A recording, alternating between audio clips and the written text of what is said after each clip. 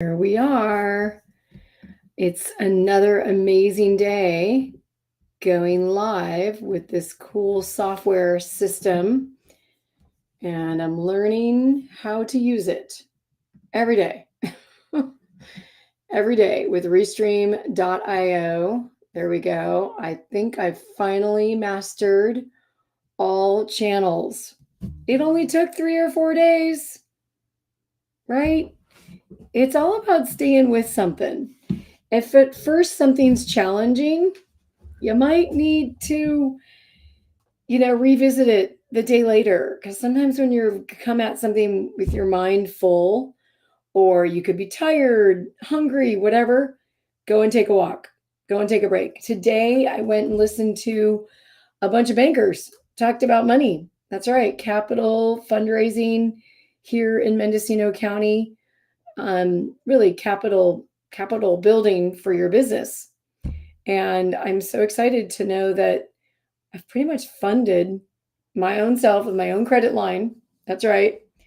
From, a lot of people were like pre-revenue.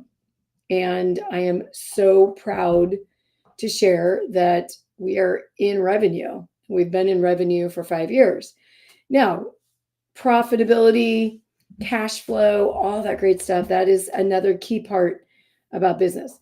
But that's not what I'm here to talk about today. It's all about inspire.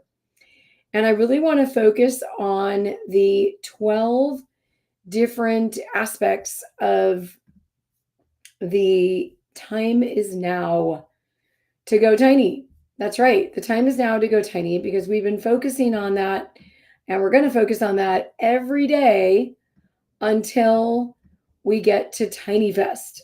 And I'm so excited to be sharing just more of what's possible for people that are interested in making a change. And in talking with these investors, or I should say bankers, really, the conversation of like, we need more housing, we need more housing. And at least in where I'm looking at it from this perspective of the state of California, we've needed more housing for years and years and years. There's just a reality of supply and demand, right? The reality of not enough homes for an increasing demand. And when you have that, then it becomes difficult to actually meet the needs of people. And so I have this really cool thing. I'm going to get this positioning just right. I'm going to share my screen. And we're going to talk about the time is now again, because I'm learning so many things about the accountability, the opportunity, and this is where the inspiration comes in. Okay, so here we go. Share screen. There's the window. Okay, so we've got this clock. And with the clock, I think I've shared screen. Oh no, haven't not shared screen yet. There we go. This is what I'm learning. Okay, so here's this clock. And then if I click on this, I think I have to share my window again. I'm going to stop sharing screen. So there's the clock. And then here's the list of items that are really the reasons for going tiny. Okay.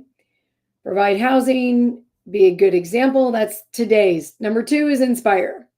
That's why today at 2:00 reminded me to talk about this, right? To get on this live show and really talk about this list a little bit more. Lower carbon footprint, spend time with friends, enjoy a hobby, travel more, less financial stress, own my home, retire comfortably, freedom from things, less cleaning, and movability. Sorry, I know the screen is covering it. So today is all about being a good example of a housing model. And I'm here to share that our example really started because we were motivated to own our own home. That was our original. And I don't know how many of you out there that are interested in owning your own home. That is probably the number one thing. We're going to see a lot of people with owning their own home as a reason, which would be number 8. So whether it's 8 a.m. or 8 p.m., you could set your alarm, right? For that early morning kind of wake up, get inspired and be like, okay, what does it look like to own my own home? In Marin County, where we lived, everything was at least $1 million. I think there was one home we looked at. This is back in 2016, 2017, where there was a home that was $700,000. Everything, the design, the kitchen, everything was in the 50s, right? So if we wanted the same style of kitchen from the 50s, that's just how we would have welcomed it. And at $700,000 for a home, that can be a big price tag for a mortgage. And, we were making six figures, but just over the mark, about $100,000 a year. And it just felt like a lot to lock myself into. And that was 3 years before COVID. What happens if you get a big mortgage and then something happens with the job that you're relying on, right? Hopefully you can get another one, but then you're in that constant must do that. And I was on the track of entrepreneurship. So we were not, and I was also on the track of I wanted to travel. So that was that inspiration. But today it's really about number two, inspire. There are people that have the wherewithal to do a community. And so creating a housing model, and this is another thing I want to talk about today. Yesterday, I spent time with a client. She was wanting to develop a community in the Shasta region. And she didn't own the land, but she had her eyes on a piece of property that was owned by the the city. And the city was open to what she was wanting to do because she wanted to focus on worker force housing, which is a huge need. What will happen many times is there's places where, there's these bigger employers, they put out requests for people to work, and then there's nowhere for them to live, at least affordably, or they have to drive many hours to get there, right? And that creates vehicle miles traveled, VMT, which also equals pollution, right? More pollution in the atmosphere, just so that person can afford that job, usually has to live. Oftentimes this is like the case, like let's say you get a job in San Francisco, but affording, something in San Francisco, you might need to live in Vallejo, right? Or let's say it's downtown San Diego and you live in El Cajon, right? All kinds of scenarios like that, at least in the state that I live in.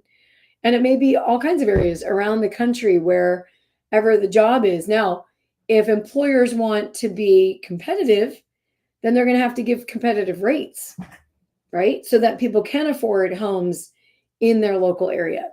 So it all just depends on, what kind of job that person's getting. If it's more of an entry level job, then that's kind of difficult for someone to, go and get that kind of home at that entry level job. So there's all kinds of opportunities. And number two is all about people that are in the position to inspire a business, like a housing model, or maybe creating a village. And oftentimes for those people, they'll either own the land or they have the vision and they still need to buy the land, develop the land, and put the homes on the property. Or let's say they're just going to buy the land and develop the land and welcome people to bring their home. There's many different models out there available. But number two, if you set your hour clock to 2:00, that means you are in a situation where you want to inspire another model. And I love working with people like that because oftentimes they need to raise the money, right? They need to raise the funding to make their vision happen. And one of my partners is New Earth Development that actually teaches you to be a good steward of the project that you have in mind. That usually includes developing a pro forma, right? That involves the story of what you want to do as well as the financial plan, right? If it's buy the land, develop the land, put the homes on it, which is another one of my clients wanting to do the same thing, it's putting together that whole plan, pitching it to investors to say, hey, can you come and help me buy the land, develop the land, and put the houses on the property? Because if you don't have all those pieces, you got to go get those, or you're not going to be much of an inspiring model for other people. And I think that's the biggest area where we just got to figure out what are the things that we need help with, right? Most people, as I always say it, like most people that already have the money and the know-how to develop, they're not going to look for me. They've already done it before, right? But if you're a burgeoning new developer, you have a new vision of more affordable housing, maybe it's a movable tiny home community, maybe because of the land that's the zone, it's more of a modular based opportunity. So we're going to spend the rest of like the time, we're going to be doing all 12 examples or reasons for why someone chooses to go tiny. Tomorrow is going to be lower the carbon footprint, which is super exciting because we get to talk more about sustainability. But today's about inspiration. And if you're in a position where you can offer the opportunity to someone that is looking for housing and you own land, then it's definitely something that we would love for you to do that, because the world needs you. That's right, the world needs you. And I want to share this company, New Earth Development. I guess I'm I'm limited to this vertical situation. So we'll see the best we can do. And there we go. New Earth Development, share, has a master class for 1 hour. Yeah, it's a little difficult because it's on vertical. So I'm going to move this over. Nope, it didn't work well. Okay, we tried. This is some of the learnings that I'm experiencing. The LinkedIn, Facebook is more landscape, or sometimes with Instagram, it just limits everything visually, because I like to work on a landscape scenario. And so does YouTube and all of that. So we might be shifting away from going live on Instagram at the same time as all the other platforms, because really it's the format doesn't really jive. Maybe I'll put my cell phone up on my screen and that will be the live for the Instagram. See, there's so many different ways I get inspired by just coming online and sharing a little tidbit for the day. So how do you get inspired? How do you stay connected to your dream? Choose from one of the things on the list as your firsthand hour. So I'll go back to that list. And it's this one right here. And you choose that, whichever one it may be. Sorry for the screen one. Oh, no, that didn't work. Here we go. Oh, okay, I'm learning new things now. Okay, you choose from this list, and then from within that, you get to put that as the hour hand. So if you are absolutely something like, let's say you wanted to do Tiny community, you'd probably be number 2, right? Be an example of a good housing model. Okay, and then you set your clock for 2 o'clock, 2 a.m., 2 p.m., it's up to you. And then your second hand, right, would be one of the other pieces of the list. So there's all these opportunities to get inspired every day to reach your dreams. And we're super excited to offer this. The time is now to go tiny at TinyFest, March 16th and 17th. And before that show happens, we're going to be meeting up in Bakersfield Home and Garden Show with the Small Home Expo, February 23rd to 25th. So I'll see you tomorrow at around 2 o'clock.